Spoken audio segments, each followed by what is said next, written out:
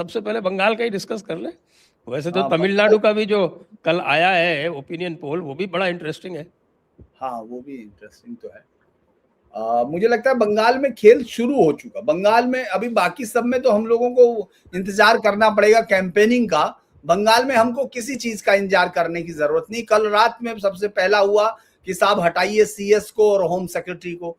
3 बजे तक उनकी बजाय दूसरा आना है। उसके बाद 3 बजे तक आना है। यही बात वो सुन रहे थे, ये बात उनको भी पता थी ममता बनर्जी को कि भाई ये होगा। लेकिन अगले 3 बजे जो आएगा उसको 6 बजे तक जो लिस्ट देनी है वो सबसे खतरनाक लिस्ट थी। अभी वो लिस्ट तैयार की जा रही थी कि इतने में पता चला कि कमिश्नर भी गए, डीजीपी भी गए। उसके बाद अभी और पता चला कि 2 और चले गए। और फिर एक और बमशैल गिला जब हम लोग थे, लगभग 2000 कंपनियां, यानी 2500 में तो पूरे बंगाल के एक फेज के चुनाव के लिए मांगा जा रहा था। लेकिन पिछली बार 700 थी, पिछली बार 700 थी। तो इस बार 2000 की आ गई है खबर कि 2000 कंपनियां। यानी आप ये समझ के चलिए कि इन 2 फेज में अगर ये है तो कम से कम बीजेपी का लोगों को यकीन था या नहीं, लेकिन इलेक्शन कमीशन ने सबसे बड़ी चीज ये तैयार करके दिखा दी कि आप बाहर निकलिए। आप सरकार बदलना चाहते हैं तो बदलिए, आप सरकार को रखना चाहते हैं तो रखिए, लेकिन इस बार उस तरह की कोशिश को हम लोग नहीं छोड़ेंगे। अब सवाल उठता है कि भाई फिर चुनाव आयोग कैसे कर सकता है कि भाई अगर चुनाव पोस्ट पोल हिंसा में जैसे ही उनका खत्म होगा, चुनाव में फिर उनका रोल खत्म हो जाएगा, ये वापस स्टेट गवर्नमेंट पे जाएगी। नहीं, इस बार चुनाव आयोग ने जैसा काम किया, मुझे लगता है, आप तो खैर ऑब्जर्वर रहे और इतने लंबे समय तक रहे हैं, लेकिन मुझे लगता है हाल फिलहाल के समय में ये सबसे यूनिक काम किया है कि बंगाल की 2021 की प्री पोल, पोस्ट पोल, 2024 की प्री पोल और पोस्ट पोल, जिन जिन इलाकों में हिंसा हुई उन इलाकों के ओसी जो ऑफिसर्स इंचार्ज है, क्योंकि जहां इंस्पेक्टर इंचार्ज, वहां 2 तरह की चीजें हैं। जहां महानगरों में इंस्पेक्टर इंचार्ज है, मिनिमम इंस्पेक्टर होना चाहिए, और ऑफिसर इंचार्ज में हम जानते हैं कई बार सीनियर उसको चार्ज दे देते हैं सब इंस्पेक्टर को। तो ओसी, इंस्पेक्टर इंचार्ज, एसपी, इन और जो एक सीओ स्तर के अधिकारी को वहां कुछ शायद एसडीओ पे या कुछ बोलते हैं, उन सबकी डिटेल मांगी है उस वक्त की, दोनों समय की, और साथ ही साथ उनके खिलाफ कोई एक्शन इनिशिएट किया गया था या नहीं, क्या हुआ उस इंक्वायरी का, अगर हुई थी तो, और नहीं हुई थी तो कारण क्या थे। इन सब की डिटेल आज जब हम बातचीत कर रहे हैं उस वक्त तक उनको देनी है, 6 बजे तक आपको देना है, और ये ऑन रिकॉर्ड होगा। सबसे बड़ी जो मुझे लगता है इतने हाल फिलहाल में उन्होंने कहा है कि किसी को छोड़ेंगे नहीं, जो भी हिंसा का जिम्मेदार होगा उसको भुगतना पड़ेगा। और इस बार ट्रांसफर नहीं है, इस बार डिपार्टमेंटल इंक्वायरी से डिसमिसल तक है जॉब से। तो ये पहली बार मुझे लगता है, क्योंकि देखिए कंपनियां आएंगी, कंपनियां जाएंगी, लेकिन ममता बनर्जी ने अपने पूरे राज्य में ब्यूरोक्रेसी को इतना इम्यून कर दिया था सेंटर से कि उनको ये लगता था कि वो एक किसी और दुनिया के है नागरिक। डीओपीटी डिपार्टमेंट उनके लिए बना नहीं है, बस वो यहाँ जो ममता दीदी है यही वो राज्य है, यही वो देश है। तो उस चीज को वो तोड़ने के लिए, ब्रेक करने के लिए दिए है।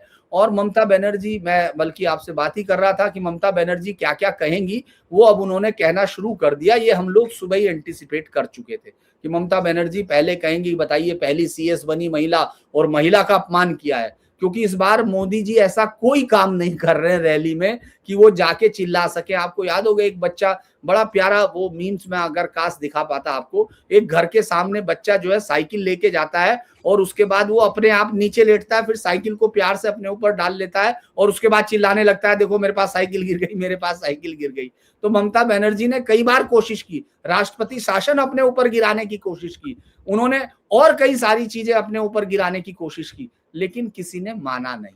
वो वहां पहुंचती है एस्प्लेनेड कोर्ट पे, 4 दिन बैठी रहती हैं, 3 दिन कोई उनकी बेचारी सुनता नहीं है। अपना वो चाहती हैं कि उनको कोई केंद्र से कहे। केंद्र से किसी मंत्री का बयान आप नहीं सुन रहे होंगे, बल्कि अमित मालवीय टाइप जो लोग थे वो भी बेचारे अपना, आजकल कम, मुझे लगता है कि उनकी निगाह कम होगी बंगाल पे, तो ज्यादा बेहतर है। तो इस बार मुझे लगता है कि ये जो चुनाव की शुरू खेल कर दिया है इलेक्शन कमीशन ने, वो बैटिंग नहीं कर रहा, मैं ये मान रहा हूं, वो ये यकीन दिलाने की कोशिश कर रहा कि बंगाल की ब्यूरोक्रेसी हिंदुस्तान के अंदर ही आती है। उसके लिए आईएसआई से निर्देश लेने की जरूरत नहीं है, उसके लिए अमेरिका से निर्देश नहीं, उसको हिंदुस्तान से निर्देश लेने हैं।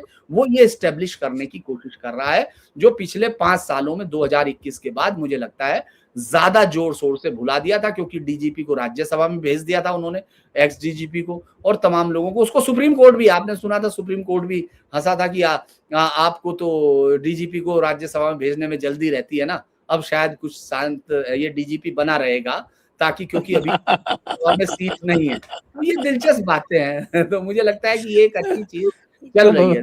ममता दीदी जाएंगी कि नहीं सुप्रीम कोर्ट में इन परिवर्तनों को लेके? पिछली बार ममता बनर्जी को, इसी बार जब उनकी याद होगा, उनको मेनका गुरुस्वामी भेजी है उन्होंने, जो वो थी पहली एलजीबीटीक्यू कम्युनिटी की इस देश की सांसद है, और उनकी ख्याति हमने बहुत सारी चीजों में देखी है। लेकिन उनको जिस तरह सुप्रीम कोर्ट ने इस बार जो जवाब दिया था, जैसे ही उन्होंने कहना शुरू किया, उन्होंने कहा तुम कल फिर आओगे, पूरे समय में सुप्रीम कोर्ट तुम्हारे लिए बैठा है, तुम कल का आज ही हमको बता दो जो कल कहने वाले हो।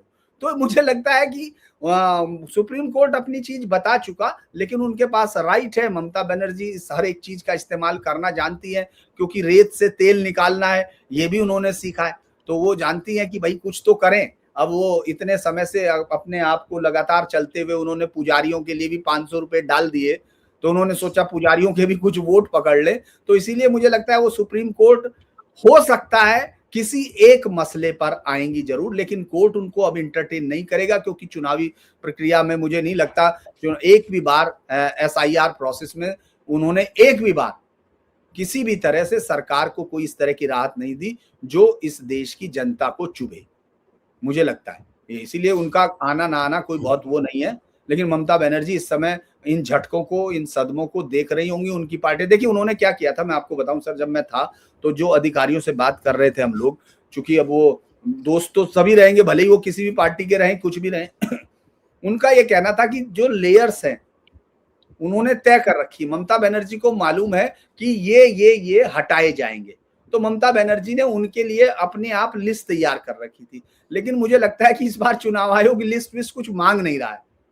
तो बड़ी दिलचस्प स्थिति यह है कि वो उस जगह पर खेलना चाहता है जहां ममता बनर्जी सोच नहीं रही थी। तो ये एक बहुत बड़ी बात होगी मुझे लगता है।